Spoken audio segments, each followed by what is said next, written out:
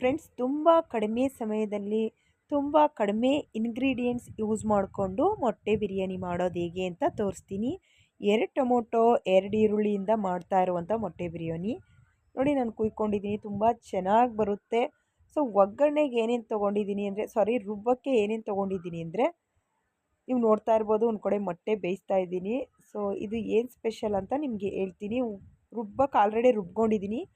5 ಬೆಳ್ಳುಳ್ಳಿ, ಸ್ವಲ್ಪ ಕೊತ್ತಂಬರಿ ಸೊಪ್ಪು ಹಾಕಿದ್ದೀನಿ, 4 ಹಸಿಮೆಣ್ಸಿನ್ಕಾಯಿ ಹಾಕ್ಕೊಂಡಿದ್ದೀನಿ, ಮತ್ತು 2 ಟೊಮೊಟೊ ಹಾಕ್ಕೊಂಡು ರುಬ್ಕೊಂಡಿದ್ದೀನಿ. ಅದನ್ನು ನಾನು ಆಲ್ರೆಡಿ ಎತ್ತಿಟ್ಟಿದ್ದೀನಿ. ಸೊ ಈಗ ಮೊಟ್ಟೆ ಬೆಂದಿದೆಯಾ ಇಲ್ವಾ ಅಂತ ಹೇಳ್ಬಿಟ್ಟು ಬೇಯಿಸ್ತಾ ಇದ್ದೀನಿ, ಇನ್ನೊಂದು ಸ್ವಲ್ಪ ಹೊತ್ತು ಬೇಯಲಿ ಅಂತ. ಒಂದು ಕಡೆ ಈರುಳ್ಳಿ ಟೊಮೊಟೊನೆಲ್ಲ ಕುಯ್ದು ರೆಡಿ ಮಾಡ್ಕೊಂಡಿದ್ದೀನಿ. ಈಗ ಕುಕ್ಕರ್ಗೆ ಯಾವ ರೀತಿ ಒಗ್ಗರಣೆ ಹಾಕಿ ಮಾಡೋದನ್ನ ನಿಮಗೆ ತಿಳಿಸ್ತೀನಿ. ಸೊ ನಾನೇನಪ್ಪ ಅಂದರೆ, ತುಂಬ ಕಡಿಮೆ ಸಮಯದಲ್ಲಿ ಕಡಿಮೆ ಇಂಗ್ರೀಡಿಯೆಂಟ್ಸು, ಯಾವುದೇ ರೀತಿಯ ಚಕ್ಕೆ ಲವಂಗ ಎಕ್ಸ್ಟ್ರಾ ಒಂದು ಮಸಾಲ ಪದಾರ್ಥ ಹಾಕದೆ ಮಾಡ್ತಾ ಇರುವಂತಹ ಒಂದು ಮೊಟ್ಟೆ ಬಿರಿಯಾನಿ ಅಂತ ಹೇಳ್ಬೋದು. ನೋಡಿ, ನಾನು ಸ್ವಲ್ಪ ಆಯಿಲ್ ಹಾಕಿದ್ದೀನಿ. ಒಂದೇ ಒಂದು ಸ್ವಲ್ಪ ಅಂದರೆ ಒಂದೇ ಒಂದು ಚಕ್ಕೆ ಹಾಕ್ತೀನಿ, ಯಾಕಂದರೆ ಒಂದು ಸ್ವಲ್ಪ ಅದೇನಂದರೆ ಒಂಥರ ಮಟನ್ ಥರ ಸ್ಮೆಲ್ ಬರಲಿ ಅನ್ನೋಕ್ಕೋಸ್ಕರ ಒಂದು ಹಾಕಿದ್ದೀನಿ ಚಕ್ಕೆನ. ಈಗ ಬನ್ನಿ ಏನೇನು ಹಾಕಿ ಎಲ್ಲ ನೋಡಿ. ಈರುಳ್ಳಿ ಮತ್ತು ಟೊಮೊಟೊ, ಒಂದೇ ಒಂದು ಚಕ್ಕೆ ಹಾಕಿದ್ದೀನಿ. ಎಲ್ಲ ಚೆನ್ನಾಗಿ ಕೆಂಪು ಬಣ್ಣ ಬರೋ ಹಾಗೆ ಹುರ್ಕೊಬೇಕು. ಮತ್ತು ಈಗ ರುಬ್ಬಿರೋಂಥ ಮಸಾಲೆನ ಹಾಕ್ತಾಯಿದ್ದೀನಿ. ಸ್ವಲ್ಪ ಹಸಿ ವಾಸನೆ ಹೋಗೋ ತನಕ ಬೇಯಿಸ್ಕೊಳೋಣ. ಅನಂತರ ಚೆನ್ನಾಗಿ ಒಂದು ಸ್ವಲ್ಪ ಕುದಿಬೇಕು, ಆ ಸ್ಮೆಲ್ಲೆಲ್ಲ ಹೋಗಬೇಕು.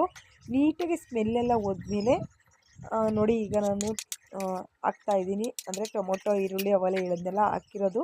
ಸೊ ಇದು ಮತ್ತೆ ರಿಟರ್ನ್ ಆಗಿ ಬರ್ತಾಯಿದೆ, ಹಾಕಿದ್ದೀನಿ. ಎಲ್ಲ ಹಾಕಿದ್ಮೇಲೆ ಈಗ ಹಸಿ ಸ್ಮೆಲ್ಲೆಲ್ಲ ಹೋಗಿರುತ್ತೆ. ಎಲ್ಲ ಆದಮೇಲೆ ಅಕ್ಕಿನ ತೊಳೆಯೋಣ ಅಂತ ಬಂದೆ. 1.5 ಲೋಟ ಅಕ್ಕಿನ ಹಾಕ್ಕೊಂಡಿದ್ದೀನಿ. ಚೆನ್ನಾಗಿ ಒಂದು 4-5 ಸತಿ ಇಸ್ಕಿ ಚೆನ್ನಾಗಿ ತೊಳಿಬೇಕು, ಯಾಕಂದರೆ ಡಿಪೋ ಅಕ್ಕಿ ಆಗಿರೋದ್ರಿಂದ ಸ್ವಲ್ಪ ಧೂಳಿರುತ್ತೆ. ಈಗ ತೊಳೆದಾದ್ಮೇಲೆ ನಾನು ಕುಕ್ಕರ್ಗೆ ಹಾಕ್ಕೊಳ್ತಾ ಇದ್ದೀನಿ. ಸೊ ಇದಕ್ಕೆ ಯಾವ ರೀತಿಯ ನಾನು ನೀರನ್ನ ಹಾಕ್ಕೋತೀನಿ ಅಂದರೆ, ನೋಡಿ ಹಾಕ್ಕೋತಾ ಇದ್ದೀನಿ. 1.5 ಗ್ಲಾಸ್ ಅಕ್ಕಿ ತೊಗೊಂಡಿದ್ದೀನಿ. ನಾವು ನೀರು ಎಷ್ಟು ಲೋಟ ಮತ್ತು ಎಷ್ಟು ಚೆಂಬು ಹಾಕ್ತೀವಿ ಅನ್ನೋದ್ರ ಮೇಲೆ ಡಿಪೆಂಡ್ ಆಗುತ್ತೆ.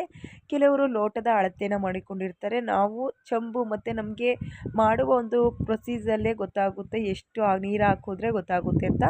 ನಾನು ಚೆಂಬಲ್ಲೇ ಹಾಕ್ತಾಯಿದ್ದೀನಿ. ಸೊ 1 ಚೆಂಬು ಹಾಕಿದ್ದೀನಿ. ನಾನೇನಪ್ಪ ಕಡೆಗೇನು ಅಂದರೆ, ಒಂದೇ ಒಂದು ಸ್ವಲ್ಪ ಸ್ಮೆಲ್ಗೋಸ್ಕರ ಗರಂ ಮಸಾಲ ಹಾಕ್ತಾಯಿದ್ದೀನಿ, ಒಂದೇ ಒಂದು ಚಿಟಿಕೆ.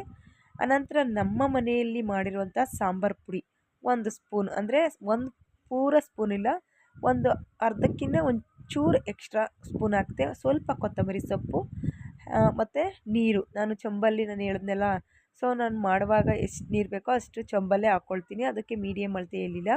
ಸೊ 2 ಸ್ಪೂನು ಉಪ್ಪು, ಕಡೆದಾಗಿ 2 ಸ್ಪೂನ್ ಉಪ್ಪು ಹಾಕಿದ್ದೀನಿ. ತುಂಬ ಚೆನ್ನಾಗಿ ಬರುತ್ತೆ, ನೀವು ಟ್ರೈ ಮಾಡಿ ನೋಡ್ಬೋದು. ಕೆಲವರು ಎಲ್ಲರೂ ಇಂಗ್ರೀಡಿಯೆಂಟ್ಸು ಅತಿಯಾದ ಚಕ್ಕೆ ಲವಂಗ ಮತ್ತು ಏಲಕ್ಕಿ ಮತ್ತೇನಪ್ಪ ಇದು ಎಲೆ ಫಲ ಇವೆಲ್ಲ ಹಾಕಿ, ಕೆಲವ್ರಿಗೆ ಮಸಾಲ ಪದಾರ್ಥದ ಸ್ಮೆಲ್ ಕಂಡ್ರೆ ಆಗಿರೋಲ್ಲ. ಅಂಥವ್ರಿಗೆ ಅತಿ ಸುಲಭವಾಗಿ ಏನು ತಿನ್ಬೋದು ಮತ್ತು ಇಷ್ಟನೂ ಪಡ್ತಾರೆ. ಟೇಸ್ಟ್ ಸಖತ್ತಾಗಿರುತ್ತೆ ಅಂತಲೇ ಹೇಳ್ಬೋದು. ಕಡೆದಾಗಿ ಏನಪ್ಪ ಅಂದರೆ, ಮೊಟ್ಟೆನ ಬೇಯಿಸ್ಕೊಂಡಿದ್ದೆ. ನಾನು ಬೇಯಿಸಿರುವಂತಹ ಮೊಟ್ಟೆಯನ್ನು ಒಂದು 4 ಮೊಟ್ಟೆನ ಅದೇ ರೀತಿ ಸಿಪ್ಪೆ ಸುಳಿದು ಹಾಕಿರ್ತೀನಿ. ಬೇಯಿಸ್ಬಿಟ್ಟು ಸಿಪ್ಪೆ ಸುಳಿದ್ಬಿಟ್ಟು 4 ಮೊಟ್ಟೆನ ಕುಕ್ಕರ್ ಒಳಗೆ ಹಾಕ್ತೆ. ಅನಂತರ ಏನು ಮಾಡಿದ್ದೀನಿ ಅಂದರೆ, 2 ಮೊಟ್ಟೆನ ಭಾಗ ಮಾಡಿದ್ದೀನಿ. ಒಂದು ಮೊಟ್ಟೆನ 2 ಭಾಗ ಮಾಡಿ ಹಾಕಿದ್ದೀನಿ. ಟೇಸ್ಟಿ ಚೆನ್ನಾಗಿರುತ್ತೆ ಅಂತಲೇ ಹೇಳ್ಬೋದು. ಹೇಗೆ ಭಾಗ ಮಾಡಿ ಹಾಕ್ತೆ ಅಂದರೆ, ನೀವು ಒಂದು ಸಲ ಟ್ರೈ ಮಾಡಿ ನೋಡಿ. ಟೇಸ್ಟು ತುಂಬ ಚೆನ್ನಾಗಿರುತ್ತೆ. ಮೊಟ್ಟೆಯಲ್ಲಿರುವಂತಹ ಫ್ಲೇವರೆಲ್ಲ ರೈಸ್ಗೆ ಮೆಲ್ಟ್ ಆಗಿರುತ್ತೆ. ಮತ್ತು ಮೊಟ್ಟೆ ಸಮೇತ ಹಾಕಿರೋದ್ರಿಂದ ಅದು ಸಪ್ರೇಟ್ ಮೊಟ್ಟೆನೂ ಸಿಗುತ್ತೆ ಅಂತಲೇ ಹೇಳ್ಬೋದು. ತುಂಬ ಚೆನ್ನಾಗಿತ್ತು. ನೀವು ಒಂದು ಸಲ ಟ್ರೈ ಮಾಡಿ ನೋಡಿ. ಅದ್ಭುತವಾದ ರುಚಿ. ಇಷ್ಟ ಆದರೆ ಲೈಕ್ ಮಾಡಿ, ಕಮೆಂಟ್ಸ್ ಮಾಡಿ. ನೋಡಿ, ತೋರಿಸ್ತಾ ಇದ್ದೀನಿ ಮೊಟ್ಟೆ ಬಿರಿಯಾನಿ. ನಿಮಗೆ ಇಷ್ಟ ಆಗುತ್ತೆ ಅಂದ್ಕೊತೀನಿ. Ready to serve. ನೋಡಿ ಎಷ್ಟು ಚೆನ್ನಾಗಿ ಬಂದಿದೆ. ನಿಮಗೆ ಇಷ್ಟ ಆದರೆ ಲೈಕ್ ಮಾಡಿ, ಕಮೆಂಟ್ಸ್ ಮಾಡಿ.